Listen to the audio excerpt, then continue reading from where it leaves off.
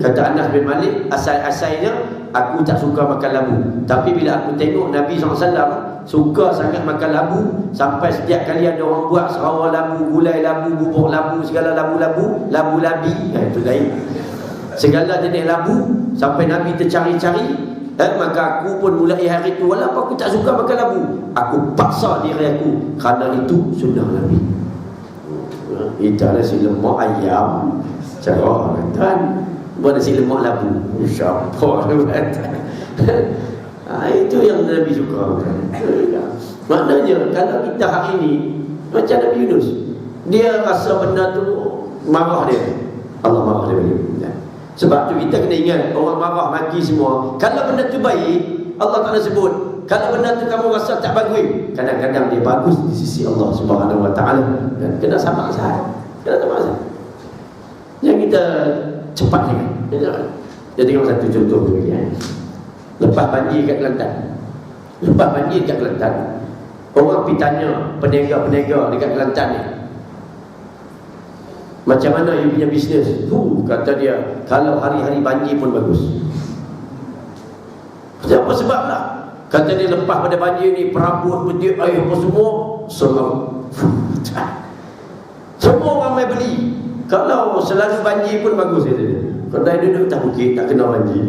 Habis semua orang mai beli tilam baru, semua baru, perabot baru, semua baru. Kata dia, banyak untung lepas banjir ni, banyak untung. Kalau hari-hari banjir pun bagus. Nampak? Sebab tu disebut ada benda yang hari ni bagus pada dia, tak bagus pada orang. Ada benda yang kita rasa bagus. Orang yang nega payung, dia mau kalau boleh hari-hari hujan. Orang yang menjaga goreng pisang tepi jalan, kalau boleh mau hari-hari panas dengan menjaga ayam, tak mau hujan. Sebab pada dia bagus hujan tu tak bagus untuk dia. Sebab dia menega ayam tebu, siapa-siapa nak beli hujan. Panas di seronok. Tapi penjual payung, hari-hari dia mahu kalau hujan pun bagus. Orang yang jual kandar, sehari mati 10 orang pun dia syok. Setiap hari mati 10 orang mesti bagus. Sebab dia jual kandar, dia jual kain kapan, dia jual kain putih, lambat nak mati, duduk kat situ kan, betul kan? Kan Allah Ta'ala sebut ada benda yang bagus pada kamu, tapi kadang-kadang tak bagus. Ada benda yang tak bagus, kamu rasa tak bagus, tapi benda tu bagus. Waktu kena banjir, semua orang rasa tak bagus, peniaga rasa bagus. Nak ceritanya, semua benda yang Tuhan buat ni, kalau kita terima dengan redha dan sabar, semua ada hikmah dia, cuma tak nampak. Benda bagus, kita nampak hari ni Tuhan bagi kemewahan, kegembiraan, seronok. Kita hari ni dulu zaman kita dulu makan cemuduk lah, susah. Mentara nak beli tanah dekat Bukit Antarabangsa ni, masuk hutan lah apalah, jadi askar nak makan susah. Budak duduk kampung macam saya menawai kita, makan susah, cemuduk tu berebut-rebut. Kita pernah susah. Tapi hari ni kita tak mahu anak kita susah. Kita bagi segala mewah, rupanya silap. Kita bagi, dia minta apa bagi. Kita tak mahu dia susah, kita pernah susah, kita tak mahu susah. Silap. Patut dia kena susah, baru dia tahu nak survive hidup dia. Bila hari ni kita bagi, dia minta apa pun bagi. Satu hari dia minta, kita tak nak bagi. Apa jadi? Hadut jadi ya. Last kali dia bunuh bapa dia. Nampak? Apa saja dia minta, kita bagi. Tak pernah tolong. Satu hari kita rasa dia ni dah pelik sangat, dah cakap pun tak mau dengar, surau pun tak mau main, dah mula jadi serabut dah, kawan-kawan, clubbing apa semua. Dia minta, kita tak bagi. Bila tak bagi, dia jadi anak pusat tadi. Bapak lah. Bapak juga salah. Bila dia rasa susah, macam mana kita rasa susah, hampir tahu kat mana pun boleh tu. Boleh tu. Saya kalau nak suruh hari ni naik pokok pinang, belah buah pinang, jemur pinang, saya boleh buat dan boleh jual. Sebab saya pernah naik pokok pinang, belah buah pinang, jemur seminggu, lepas tu ambil kayu, ambil besi, korek buah pinang, jual, nak cari duit. Kalau ada hutan, kita pergi jumpa tuan tanah tu, tanya mau racun dia, kita racun, galah racun, kita pergi racun. Satu tong, mereka bagi RM7 dulu, 7 lepas lagi pun tak apalah. maka beracun. Pergi tengok sebuah semut ke kebun, pergi tanya dia, mau menebah tak? Boleh menebah, hantar menebah, cari parang panjang, pergi menebah dah. Sampai dah kali digolek dalam tu, orang main ambil, orang balik. Sebab penuh susah. Dan kita tahu bila hari susah, tak rasa apa-apa. Sebab tu para ulama mengatakan, orang yang ditimpa musibah yang paling dahsyat, kemudian dia sihat, Tuhan bagi lagi musibah yang biasa, kita tak rasa apa. Tak rasa apa. Ummu Salamah, Abu Salamah diuji dengan dahsyat. Bila perang apa semua, tak ada air ramah. Sebab tu zaman Nabi SAW, sahabat-sahabat Nabi, Allah uji di zaman awal Islam. Uji dahsyat-dahsyat. Ada yang dibakar, ada yang dikerat telinga Sumayyah, ada yang disular. Semua ini menguatkan keimanannya. Kita hari ini tidak hidup, tak pernah diuji. Dapat satu musibah, sakit gigi je, habis bini kena marah, ayam kat belakang rumah kena marah, semua kena marah. Sakit gigi je.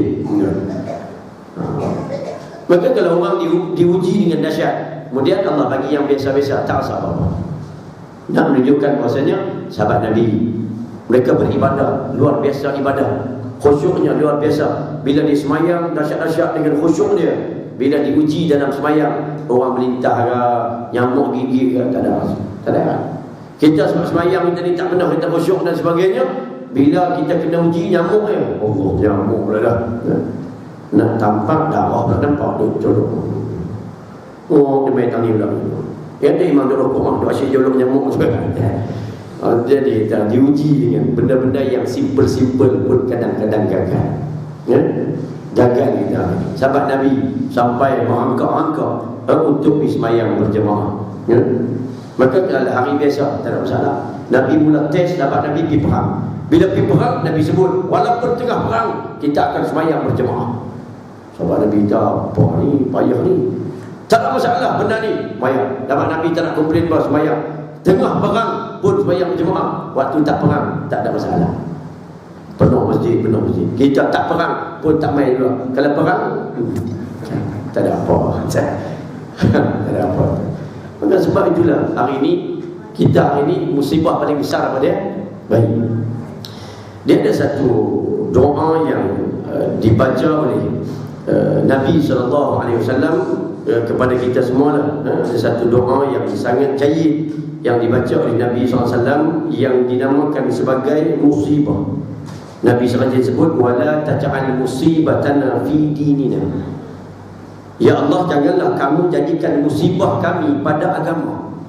Pada agama kami.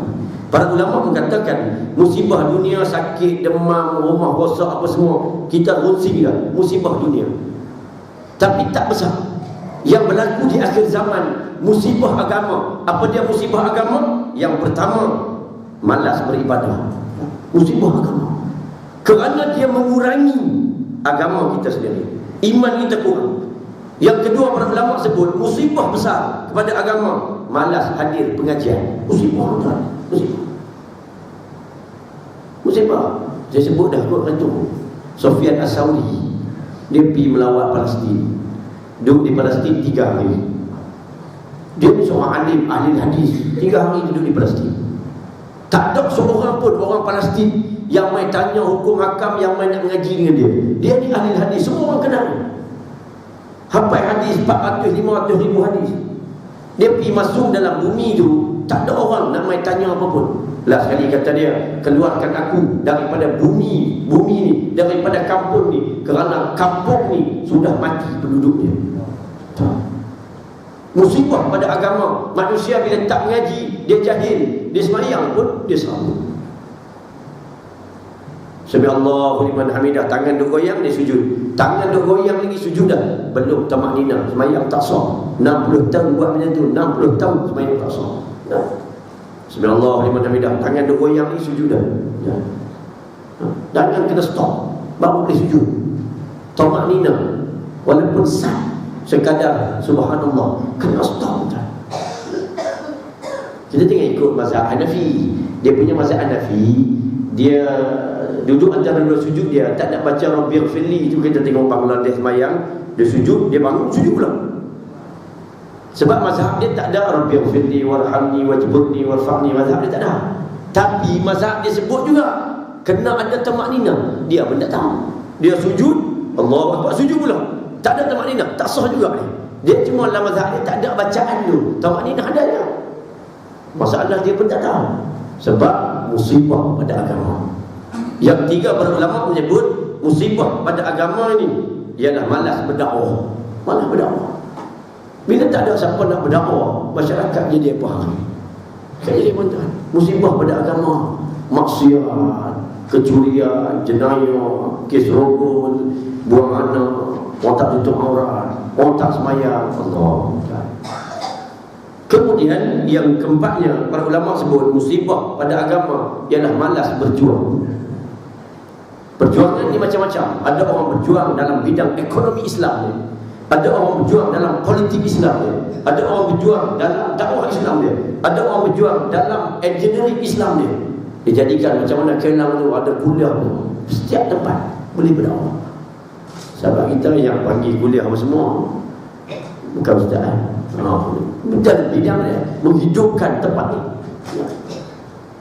Yang terakhir, musibah pada agama banyak lagi lah, tak boleh sebut semua. Nak balik lah ya. Musibah pada agama ialah malas bersedekah. Ini musibah besar tuan.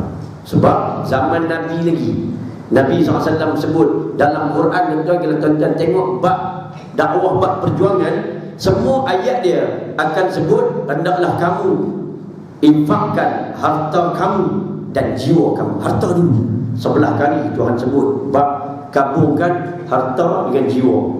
Derma dulu baru pergi faham harta dulu. Satu ayat dia Tuhan sebut jiwa dulu baru harta. Sebelah ayat dalam Quran harta dulu. Sebab nak pergi perang macam mana duit tak ada? Nak beli pedang, nak beli kuda, tak ada.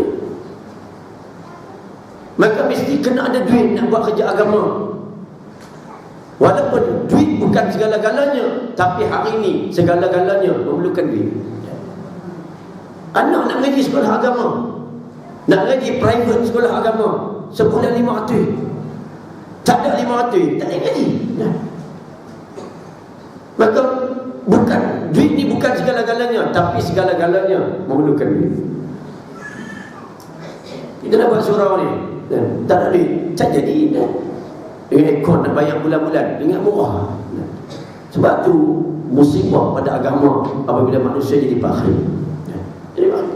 Ramai manusia-manusia Muslim yang hidup merempak, jadi gelandangan dan sebagainya. Orang Islam, apa yang kita bantu sejak daripada berlaku peperangan di Iraq dan di Syria sampai hari ini sudah 15 juta rakyat Iraq dan rakyat Syria yang lari meninggalkan kediaman, jadi pelarian dan mati keburuan. Siapa nak bantu? Belum kita sembang Pak Rohingya kita. Itu baru dua, Iraq, Syria, Mesir sikit-sikit. 15 juta dah lari tinggalkan kediaman, tak tahu nak duduk di mana. Orang Islam, berapa persen kita dah derma untuk rakyat Syria, berapa persen kita dah derma untuk rakyat Palestin, berapa persen dah kita derma untuk rakyat Iraq, yang mereka adalah saudara seagama kita, yang bimbang mereka akan dakwah kita di hadapan Allah. Ya Allah, dulu tak ada siapa pun bantu kami. Sudah. Ini beratnya kita hari ini. Kita nampak musibah dunia ni berat, rumah rosak, rumah terbakar, kereta hilang. Tapi berapa ramai yang hilang akidah, musibah besar pada agama. Yang hilang nilai akhlak anak Melayu Muslim hari ini dengan pakaian yang la ilaha illallah, tuan. Itu musibah besar pada agama. Tak ada orang ambil tahu. Tak ada orang ambil tahu. Berapa ramai anak Melayu Islam hari ini tak aktif baca Quran, musibah besar pada agama, tuan. Berapa ramai hari ini anak Melayu Islam tak semayang, musibah besar pada agama, tuan. Maka inilah benda-benda berat dan besar yang perlu kita fikirkan, ya? Maka jangan kita hari ini dengar Malaysia negara maju 2020 ni jadi negara maju, benda tu kita rasa baik pada kita. Tapi tengok masyarakat jadi macam mana. Jangan terlalu mengejar pembangunan bangunan, tetapi pembangunan manusia semakin utuh. Ya, kita mengejarkan pembangunan bangunan, kemajuan, tapi Jati diri jiwa umat Islam hari ini semakin rendah, jatuh. Semakin parah, semakin teruk. Kadang-kadang sampai tak ada langsung nilai akhlak. Buang air tepi jalan, lepak air rumah orang tua-tua.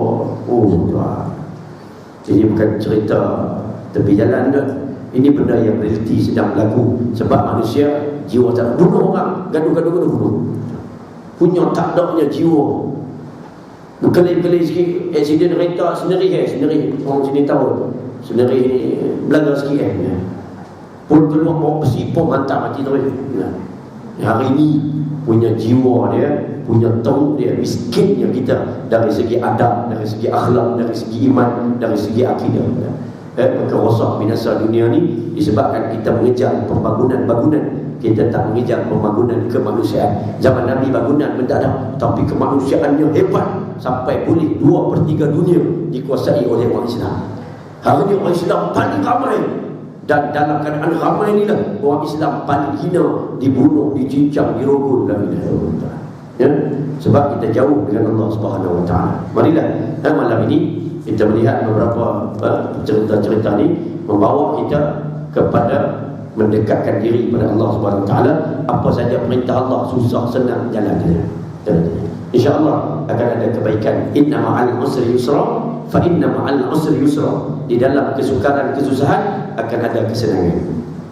InsyaAllah dalam keadaan kita buat banyak apa pun, hari ini rasa sukar, minta banyak-banyak kepada Allah SWT. InsyaAllah di hujungnya akan ada kesenangan. Paling seronok sekali, kita susah sampai atas dunia ni tak ada langsung rasa senang, dan kita di hujungnya kesenangan, yakni Allah Ta'ala jemput kita masuk syurga. Itulah yang paling seronok sekali. Kata Imam Ahmad bin Hanbal, bila anak ditanya, ayah ni bila nak berehat? Tak ada berehat dengan anak-anak pun sikit-sikit, dah seminggu tak ada nak berehat. Kata Imam Ahmad, apabila kaki aku melangkah ke dalam syurga, itulah rehat aku yang sebenar. Maka kita pernah menyebutlah. Bismillahirrahmanirrahim. Alhamdulillahirabbil alamin, wassalatu wassalamu ala rasulina amin wa ala alihi wa sahbihi ajma'in. Allahumma ja'al jam'ana hadza jam'an marhuma wa tafarruqana min ba'dihi tafarruqan ma'suma. Ya Allah, jadikanlah perhimpunan kami malam ini perhimpunan yang diberkati lagi dirahmati. Jadikanlah perpisahan kami selepas ini perpisahan yang dijauhi daripada sebarang musibah, bencana dan juga maksiat. Allahumma khtim lana bil Islam. Ya Allah, matikanlah kami semua dalam keadaan Islam. Allahumma khtim lana bil iman.